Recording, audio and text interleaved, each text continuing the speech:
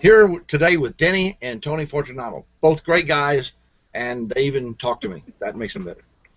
Thank you, Tim. Thank you, Tim. Good morning, good afternoon, good evening. It's Thursday. It's another episode of the Where is Tony Fortunato?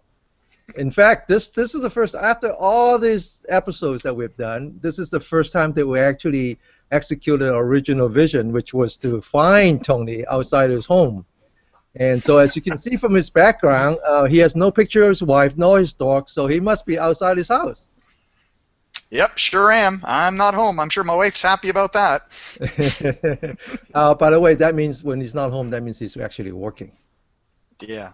Yes. So now, so we were now. Of course, the theme of today is Sharkfest, and because that's it's Thursday, so they're winding down. Stuff's are happening and all that.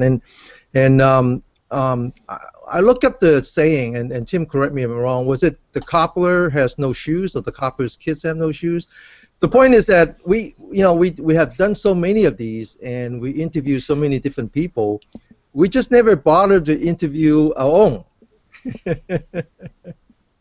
So we thought that it would be kind of fitting to use the Sharkfest theme to interview one of the world's most prolific instructors and writers. For instructors and writers for Wireshark. Now I have my cheat sheets and I can't find it. But I look it up, and Tony has almost 300, about 260 videos on his YouTube channel.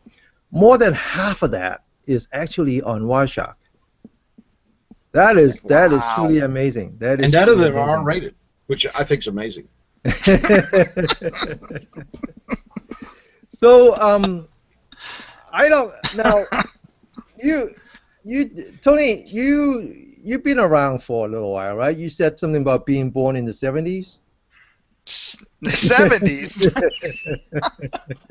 What are you, metric? No, Tim has late 60s. Tim has underwear older than that. Yeah, that I still wear. That's scary.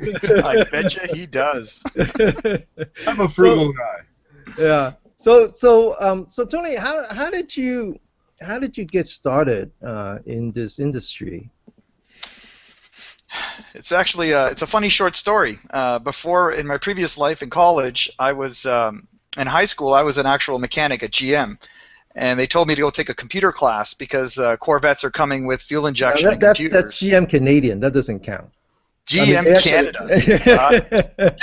That doesn't count. We don't use gas here. And, as part of that, I took a computer class. And as part of my work term, I went to go to a bank, and they were doing a project. And one day, people didn't show up. So one of the VPs said, "Do you know how to install this stuff?" And I said, "Well, no. You got a manual?" And the guy said, "Sure." And I started plugging in token ring and thicknet and 3270s and just kept going. And it was a bank, and I was building trading floors, and they got lots of variety. And at the end of the project, I said, "Great, I'm going back to school." And he said, "No, you're not, because you're the only guy who knows how to run this stuff." So. By the way, that really hasn't changed, right? I understand that that's what you do when you get called into a job. The first thing you ask for is still documentation. That's exactly right. It's usually never available. Yeah, that's right. It's never available. If it is there, it's probably wrong. Yeah, I mean that ought to buy you 2 days worth of just consulting time, right? Billable hours, right? Tony, you ought to put that picture up you sent me. I'm trying to find it, but you ought to put that picture up. I didn't even know who you were in that picture. Oh, the one where I was a mechanic? Yeah. I'll dig it up later. I'll send it to Denny. You can post it. Yeah, I got a picture of me working at GM. I was an automatic transmission specialist, so I got a picture of me back in the day working at GM. Tim got a kick out of that. Oh, that was funny as hell. When you get good at that, do they promote you to be a manual transmission specialist, or does it go the other way? It goes the other way. It does.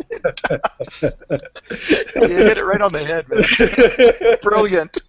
You get too smart, they throw you out the door. That's right. Then that's right. They don't want that to happen. Yeah. So this had to be what? That's the mid '80s now. I mean, you're Yeah. a young kid, so 88. 88. Wow. 88. Late 80s, Denny. Late 80s. Late 80s. Late Thank you, 80s. Tim. I still know what a cart punch is, all right? So that's how. But what was the first real networking job that you got? That was it. I was putting in token ring and Ethernet and Vitalink bridges and token ring bridges and 3270 and X25 pads. And I'll be honest with you, I did so much of that StatMux, frequency division multiplexing. It's still burned into my head, 20 some odd years later. It's like, PTSD at the nth degree. So that was my first networking gig, and I went into the pool in the deep end with concrete blocks on my feet and managed to stay afloat somehow. I still don't know how I did it, but that was great. I did 1 building for the bank and 2 buildings in 3 cities and 4 cities, and next thing I know, the U.S., New York, Atlanta, Singapore, whatever, wherever we had branches, I was somehow getting involved with that. And it was a great job. It was great variety. Learned a lot. You know what? One of the few, if any, token ring networks are still around. You know who has one? Yeah, I know a couple of hospitals and a couple of banks and a few schools that still have it in the basement. Nobody wants to touch it because they don't even know if anybody's still on it or using it. So everybody's concerned. Inside DLJ, they have a huge token ring network. Oh, no and the kidding. reason they have it is no one can hack it. Most people don't even know what it is. Yeah, exactly. It's the same as FM, freaking magic. So they don't even touch it. Yeah, exactly. But I'm glad to see you got around a token ring. Thanks, Tim. But he had to be. I mean, Tony freeze. What happened? Uh-oh. Tony, you're good. frozen. So now we can talk about Tony behind his back. Yeah, he went away for a while. We talked good about him and bad about him. But you brought Tony to him. You brought Tony to LoveMyTool, right? Oh, that was easy. That was easy. Tony is one of those guys. And so he was already kind of on his own, wasn't he? Yes. Mm-hmm. Yeah, and he's so prolific and he's so knowledgeable. Well, the funny thing is that I remember those days, and he didn't even know that he was prolific. Oh yeah, no, it was something that we kind of discovered for him in a way. And he has done, I mean, some incredible training. Everybody I know that has worked with Tony has accolades to say about him. He first off, he's fun. Nothing is too serious to distract that. But his ability to communicate with people ranks up there with the highest people I know in the industry. I mean, I put Tony at, Tony with the top 5 that I know in the industry, and I know quite a few people actually. And but his ability,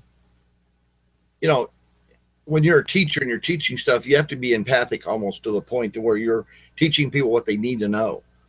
I mean, you taught too, Denny, right? And there's what Denny. Yeah, but I taught at the university. I was the problem. I was not the solution. That's right. But when Tony teaches people, and one thing I love about Tony, Tony's back. Don't talk about him now. Oh God, I gotta quit saying bad things now. Oh well. No, but I've worked with Tony a lot of times, and he has this ability. Communication is an art. It's not something that, just because you're Irish doesn't mean you can communicate. You can talk a lot, but that doesn't mean you communicate well. Tony's able to get people to a visceral level and how they absorb it, and that's what I love about him. And if you get in a conversation with Tony, prepare to be lambasted with stuff, so you be ready to write down a lot of notes. But hey, Tony, how do people find you? I mean, you've been kind of on your own now for what, a decade more? Oh yeah, 12 years.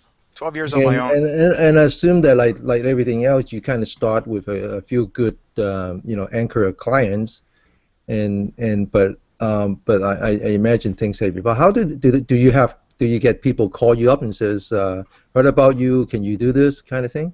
Well, actually, it's simpler than that. When I worked at the bank, I was working with IBM with Token Ring, and IBM would say, hey, Bank B is having a similar issue that you fixed that we can't figure out. Do you mind just coming over at lunch? So I would help carriers and manufacturers with their other clients, even though I worked at the bank, as well as at night I taught at college. and I would get vendors involved as well. So when I was leaving the bank, all the vendors says, "You've been helping us for years. Why don't we just make this more formal?" So literally, I left my job on a Wednesday, and on a Friday, the local IBM guys found me some work. So I get work through manufacturers, vendors, Fluke Networks, IBM, all the local carriers, Bell Canada, and customers meet me through those associations. And I'm lucky enough in the last 5 or 6 years, my name just kind of spreads locally, and people say, "Yeah, I saw that guy present for Fluke, or I saw that guy present for Riverbed or whomever," and they just kind of remember me through that. And then through my jobs, I'm always teaching people. Even when I do today, I'm doing an installation, for example, and I'm spending time teaching the staff how to do level 1 support and how to use Wireshark, and then they tell their friends and they tell their manufacturers and their resellers, and it's all word of mouth. I'm going to say most of my jobs, 90% of them, is all word of mouth. Mm-hmm. Hey, are there a lot of people out there who does what you do? You know, kind of independent independent network consultant? No, right? They're not really. Not really. Not Everybody, there's a lot of people who resell products, and a lot of consultants who recommend and familiar with Cisco, Juniper, whomever. But there's very few people, and a lot of people say the Switzerland of networking. You're kind of like the network ghostbuster, you know, call, right? And you come in with this brick gun behind you, and he says, "Okay, you know, let me go find those people. They're not supposed to be here." And you know what? A lot of my regular customers call me in as an impartial referee when they have 2 vendors or 2 resellers telling them what to do. They said, "You know what? Hold on a sec. Let's get another opinion." And again, when I'm troubleshooting, I don't care what product it is. I don't care what vendor it is, and I don't care how old it is. And many times I convince people that they don't need to buy the new stuff. The old stuff's fine. You just need to tune it. So I think part of the reason that there's so few of you out there is not because there's no demand. I bet there's a huge demand. Oh yeah. But I think that it's a difficult role. You know, right? So what do you what are the secrets you think? Unfortunately, IT people, no disrespect to anybody, we're all the same way, including myself. We all have ADD, and people don't spend a lot of time on one topic, and many IT people don't have the time or the discipline to concentrate on what's coming up, to stay abreast. People are too busy, especially when you work full-time. You have timesheets, you have your own stuff, but I don't have a problem booking a few days at home, not getting paid, and doing my own homework, trying to stay up to date with some of the latest protocols and what's coming down the pipe. And many times, you know, you know how it is.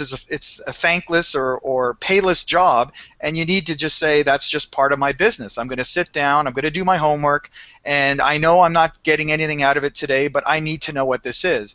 If you don't have a genuine interest in the field, then guess what? Then you're going to just basically try to peddle product, or you're going to be behind the curve, right?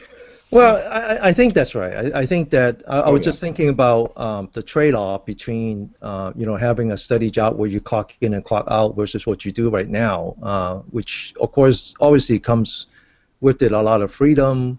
You get to choose when and where you do things, you know, to a certain extent. But probably the most important part, I think you hit it on the nail, is the head of the nail is that I think when you're in a job, learning stuff on your own is kind of what you do on your own, right?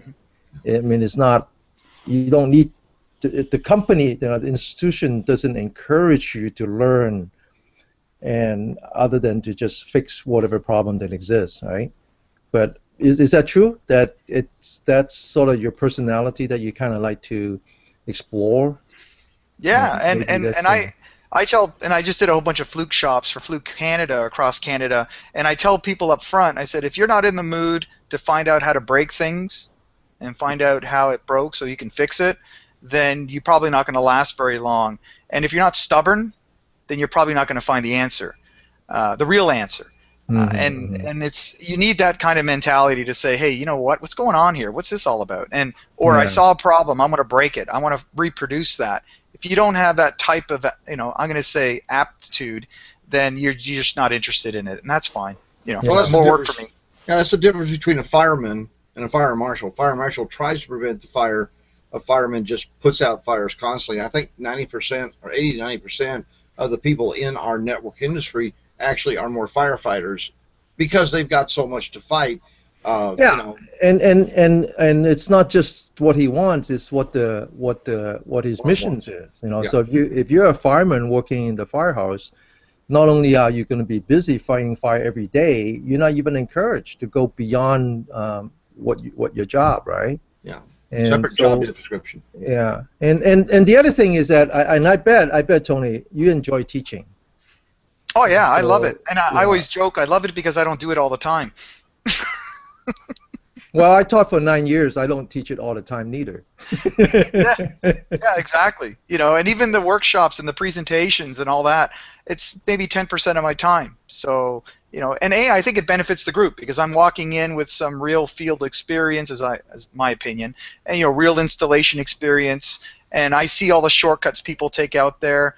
I was just talking yesterday to a group, and I said, if I see one more guy polishing fiber by breathing on it, and then rubbing it on their shirt, I'm going to kill somebody. And, I'll stick it into eye and make it work for sure. Yeah, that's the other thing, like this. That's scary, but people do that, by the way. Yeah. It's incredible how prolific you are. Yes. Not only in LoveMyTool, but in your own YouTube channel, on your own website. When you write, or when you do a short video, do you have somebody in mind? Is that important to you, that you kind of focus on one person and says, I'm going to help this guy? Or is this more like poetry, you just do it for yourself? It's both. And most of the time, though, somebody's come to me and said, I've never seen somebody actually just figure this out. Could you write that up for me? And I always say it's easier for me just to do it. So if somebody has a request, I'll just quickly sit down and I'll just go through it. And I'm going to say 9 out of 10 times it's one take, it's done. I keep everything in there, even my typos or my missteps. Why not, right? I'm human. And just bang, done. And I'll give it to the customer and they'll say perfect. And I'm like, great, I got a topic for my next article because somebody needed to know. Yep. So there you go. And that's always been the fun thing about Tony is a lot of people are turned off by challenges. Hey, have you ever done this? No. And that's the end of it. But Tony takes that as a challenge, and I love doing it to him because it's amazing what he does. And but also it just comes out. Yeah, but also Tim, I noticed that a lot of technologists are turned off by people. Mm-hmm. And I think in order to do what Tony does, he needs to kind of enjoy both the technology and the people. Oh yeah, he definitely does. Right. Yeah. And that's, exactly. I don't enjoy people all that much. To tell you the truth, I'm sorry. Sometimes I just say, leave me alone, I just want to study this. Yeah, I do that in my workshops. I have a line in my first slide, and I said, today you're not allowed to hide behind technical terms, no techie talk. I said, one day you're going to have to talk to a human, so let's practice that today. Yeah. And you'll be surprised how many IT people squirm when they can't hide behind an acronym and they have to deal with a person. And a lot of people just aren't comfortable with that. They want to get behind a keyboard and keep typing. But you know what? I tell people, just today humor me. Pretend I'm a human. I struggle. I talk about how I was a professor once, and I struggle with the transition from being in academia to business. And in the beginning, I thought the difficulty was just intellectual. It was just, really not communicating, not doing the right pieces. I have a checklist. Maybe I miss a few things. And then of course my first company I was not successful. And then the second one I was much better at it. And when I look back, I think the difference was really my perspective on people. And if you can't get out of that technology mode where you want to avoid people like I am now, you will never be successful. That's right. Yeah. You really have to genuinely like people and enjoy solving problems for them, not just solving problems. That's part of the. I think as I get older, and Tim has a lot more experience than I do in this, is that you get to see a lot more doctors. Right, and what you find is that doctors don't cure people; doctors cure disease. Yeah, and I think Huh? I was going to say one thing I really like about Tony, and this is what makes a great analyst. Yeah. Is So Tony yeah. gets to the root of the The problem. point that I'm making is that if I understand it right, and Tim, you tell me, is that he finds the balance between solving technical problems and then helping people. Yeah, I think What for him is one of the same, right? Yeah, Yeah. I think with Tony, Tony's the interpreter, I call him, Yeah. because the first thing you got to do in analysis is you've got to understand the problem.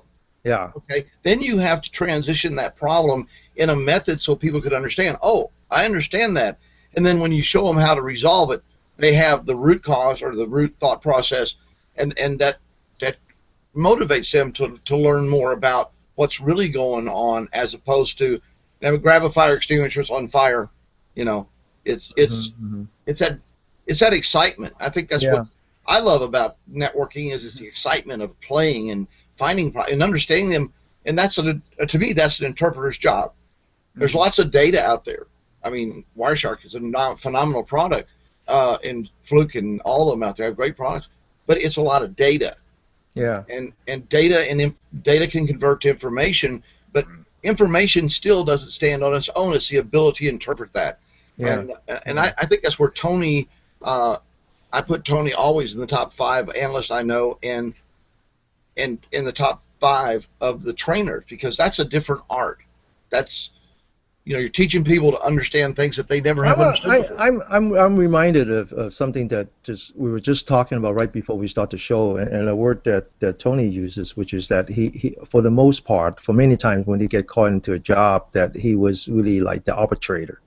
Right. And I want to pick on that word, and I want to reach out to a lot of people who are watching this show, who are if they're a typical reader or audience of LoveMyTool, they are technologists. They're technologists, and they're here because they want to learn a little bit more about technology. But also, I think they're here because they see people like Tony and Chris and Paul and all the other writers, and they admire them, and they want to know, hey, how could I, in addition to sort of reinforcing my technical know-how, how do I become a little bit more successful? And the definition of successful is not necessarily money. The definition of successful could be just I have a little bit more control of my own destiny, either Absolutely. on my own or within an organization. And I just want to reach out to those who are like that. And I will tell you that the secret is that you have to kind of take the mindset of an arbitrator. I think, right, Tony? Isn't that Oh kind of yeah. what you do? That like, and in fact, I ran my own companies. I did it more than once, and when I finally found the key was that I decided that I wasn't the best salesman in the company. I shouldn't be. I wasn't the best engineer in the company. I shouldn't be. I wasn't the best marketing or the finance person. I was really just a fly on the wall. I was there to listen to people Hmm. and be the arbitrator, be kind of the impedance match, right? Mhm. And often that's what people have to do. If you come from a technical background, you might be you might know a lot about Wireshark and all that, and you think that that's all it is, and you think that what's missing is that you just need to know a little bit more feature. But it turns out that what's missing is just that ability to listen and to find common ground, to just kind of say, oh, he didn't say that, did he? Oh no, did you really mean to say that, right? Right, Tony? What do you think? Is that kind of what you do? You think that's important? Yeah. Yeah, and you hit on a lot of good points. The being the referee, the arbitrator, that's a big deal because I can't tell you. And this just happened 2 weeks ago. I show up on site, talk to one of the key technologists. He knows the network, he knows the problem. Nobody's listening to him. And I Mm-hmm. said, they're not. It's not nothing to do with them not listening to you. How are you presenting this? Yes. And I literally took what he said to me literally Yeah. and presented it with him Yeah. standing there to his superiors. And guess what? They're implementing the change. And it's exactly what he just said. I just helped him convey it better. And on the second point, even when I teach Wireshark University classes, I've met hundreds of people far more efficient with Wireshark than I am. I don't have a problem with that. And I try to explain to people that you may know what you're doing, but the key is to be able to convey that knowledge to somebody else. And keeping the cards to your chest is not going to help you long term. And I remind people when I worked at the bank as a technologist, the junior guy, you know what I did every day? I documented stuff. I trained people. I actually did tours of the data center for the trading floor. And at the end of the day, they didn't hold me back. It only made me move forward because people saw that they said, wow, this guy knows what he's doing. I wasn't the smartest person there. I wasn't the sharpest tool in the shed, but I was the only guy sharing, teaching, and documenting. Right? And I tell people, if I want money, I'll just stay with my old job. I was a director. I could have just sat there and collected my paycheck, but like you said, I want control of my daily life and my quality of life, and it's got nothing to do about money, you know. Go ahead. I just want to say that there's. Sorry for cutting you off earlier and doing it again right now. No. You do it all the time anyway. It doesn't matter. I love you anyway, right? My weapons won't reach that far. That's wrong. No, now, you know, one thing about learning that I've always found out is it's like you said, it's the motivation. You know, I can remember one of my bosses would always say, I'd try to explain something, he'd stop. Can you explain it in 1 minute? You know, and if I said no, 2 minutes, he said that's too much. Okay, and that is a true skill. I don't think I ever acquired that skill. Well, but you have, and I think that's great that you go in and act as that arbitrator, because you know what happens anytime anything happens in a network. It's your fault. No, it's your fault. No, it must be not my fault. It must be your fault. You know, and that's not productive at all. And when you teach people, I've talked to several people, many, probably hundreds of people that have been in classes with you. That's one thing they always love, the fact that you're, I don't know, you give them interpretive skills. That's what I'm getting at, I guess. Tony, I wonder if I could bring you back to today's theme, which is Sharkfest and Wireshark. Now, let's just take a number like 5 years, and I would, you know, we can say maybe no, it wasn't 5, it was 6.5, 7. Doesn't matter. But I think in the last 5 years, things have changed, and a lot of it changed because of, you know, Wireshark. Now, just talk for a minute. How has that changed your career? Has it helped? Has it hurt? What not only in your career, but you know what you see in the field.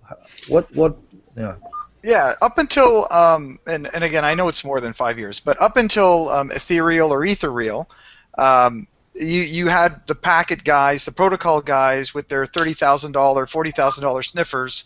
Or HP Advisor, or whatever you had at the time, and it was cost prohibitive. So even Gerald, for example, who started Ethereal back in the day, that was one reason he did that, because it put that technology out of reach for the common person. And what that has done, and I actually worked at Network General and Network Associates as a professional services guy, and we had our sniffers, and Ethereal was new on the scene. And I found at that time, I thought, oh, this is going to kill us. And I told guys, hey, look out for this. Well, in the last, I'm going to say 5 years, just use that time frame, more and more and more people are using it, and guess what? Universities are teaching it, and more people are understanding the concept of a packet or a frame or a protocol, and you know what? It's better, because the more visibility out there, then more people say, I need somebody to show me how to use this. I don't understand the trace file. So I'm a big proponent of, let's figure this stuff out. So now Wireshark, I'm going to say, has changed my career in the sense that before it was very little training, 10 years ago. Whereas now in the last 5 years, more and more people are saying, can you show me how to do this? And it doesn't matter if it's a public class with Wireshark University. It doesn't matter if it's one of my customized engagements on site with a customer. Everybody has the same question. I hit start. I still hit stop. What is this stuff on my screen? It's a common language. Oh yeah, and it doesn't matter if you're in Paris, if you're in Italy, if you're in China, if you're in Canada. It's the same packet. And that's what I found quite interesting. I get emails all the time from people from Germany, people from Spain, and sure, it may not even be in English, but at the end of the day, there's a trace file, and with the help of Google Translate, I can kind of figure out what they're asking. And Wireshark has actually changed my business tremendously. And people will say it's a free piece of software, and I said, so what? It's just a tool. Just because you got a bag of nails and a hammer doesn't mean you can frame a house. right? And that's exactly what Wireshark is, going back to the data versus information conversation we had earlier. Yeah, yeah, yeah. And I think that the world estimate is hundreds of millions of people have downloaded Wireshark, many more than once. But it's become a baseline teaching tool, and the skill using it versus being able to interpret it, that's still an art. You mentioned, Tony. You mentioned China, and you know, I think that I just want to ask you a question on that, because I think for a long time networking was really an American industry, right? Maybe North American, you know, if you American and Canadian, Canada, and of course that's not true anymore. So what do you see are you know, what outside of North America, whether it's in South America or in Asia or in in Middle East or whatever, are they doing things that are different and new, or are they still kind of in the copy exact mode? It's funny you should say that. I just talked to a group this week about that, and I said in North America, people use Wireshark primarily as a reactive tool, to put out the fire, to fix something, to find out what's going on. And I find in Asia and Europe, people are using the tools more as an educational slant. I'm more of a proactive approach. You know, what is this? I'm trying to understand what this is doing. And I used to always fall into the trap of saying, well, what are you trying to fix? And nothing. I'm looking at this and I don't understand these packets. I'm like, well, that's kind of different, because in North America it's the opposite. I'm looking at this because something is broken. Yeah, I wonder if the analogy is there. You know, like I know that when I travel, a lot of the third world country, they skip landline. You know, they went from nothing to now, you know, the biggest mobile network of their part of the world, right? And so they skipped the whole thing about landline, and I wonder if it's also true that they don't, because they're just coming up, they have no legacy. That's true. So you know, so they're the guy who, I mean, so they're really right at the right. We were talking about the other day. We did a show with Chris Bihari from Gallon, and talking about tabs, and I mentioned something about you know, from a sales standpoint, the lowest hanging fruit are the people who, for one reason or another, inherit new network. And now they have 30 days to do a do-over, because after 30 days, if they don't have tabs on the network, it's their problem. Right. But if they just got promoted in the position of their company acquire another company, and now they can say, hey, you know, guess what? It's time to put some tabs in, right? Is that true? I mean, is that true that a lot of the country outside of North America really are starting from a clean slate, and so they have luxury that we don't have? Yeah, that's that. You know what? Never thought of it that way. I'm sure that's a big part of it. I also find the opposite. I find, like for example, a lot of Asian countries, they've got 10 gig to the house. They've got 1 gig to the house. They've got 100 gig at the office. You know, stuff that we don't really necessarily might not have yet. And I find at the end of the day, you take a look at that stuff, it affects our tools, of course, right? Sure. Because at the end of the day, the tools have to capture 1 gig, 10 gig, 100 gig, that sort of thing. Yeah. So hey, Tony, sure I bet you sign up for this room for half an hour, because I see some of your customers. Yeah, we got to get lost. And I bet they're paying for your bill, so we better be considerate. Sure. Yeah. So maybe just one last question. Again, you know, thinking about Sharkfest and how it's winding down the last day. What do you think is happening today that in the world, in the networking world, that really have caught your attention? Yeah, 2 things. And I just saw this again last week. All the protocols that are changing on the fly. And a really good example of that is going to the web. And in the old days, we knew web was HTTP and HTTPS. And nowadays, there are new protocols that have just automatically been put into the fray, such as Quick and Speedy. And what that means is, in some offices, the port 80 stuff is in port 80. The TCP stuff isn't TCP anymore. And maybe bandwidth shaping, maybe access lists, maybe content filtering, all of those things need to be able to follow that newest trend, and they aren't. So I've got, just last week, somebody said, hey, if I use this browser, I can get the Facebook at work now. And I'm like, yeah, because your content filter is working on the old premise of TCP 80. So I find that's the biggest challenge now is, vendors are just putting protocols in with very little notice, with very little notification or documentation, and we're just kind of figuring it out as we go along. That's the biggest thing that I find is going on right now.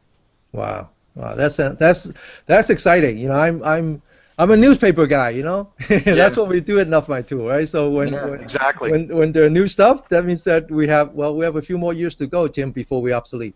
Oh, well, we're already obsolete before. Me too. At least the website. I don't know if I'll make it that many more years, but at least the website. Well, listen, we should probably call it a show, call it a wrap. But Tony, I do want to thank you, and I want to reach out to people who have a LinkedIn account. I want to thank you for creating a LinkedIn channel. Now, unfortunately, I don't have login for that. I turned off mine long ago when I find out that people actually want to friend me. Smart. So you did this, but how did they find us? How did they join us? And what benefit do they get? Just go to LinkedIn and go to the groups and search for LoveMyTool. That's it. It's that simple. If you have me on LinkedIn already, look at my groups and you'll see LoveMyTool will be one of the few groups that I'm actually part of. And you can click on that as well to join. And there must be a lot of benefit for doing that. And I imagine one of which is that it's a private group, more or less, right? So only memberships only. So you do get to talk to your peers, and nobody's trying to sell you anything there. Nope. No. And I post articles that I see every day that I don't necessarily write about on LoveMyTool that I find of interest. So I put it in there. So all the little things that we do every day that we don't really formally write about in LoveMyTool, I throw in there as well as LoveMyTool events. Cool. Very cool. Very cool. Okay. Thanks, Tim. See you next week. Tony, thank you for everything. Thank you, Tony. You're welcome, guys. I got to get scooting. Yeah, go back to work. I can see you guys. Okay, bye-bye. Bye-bye. Thanks, and see you soon. Bye-bye.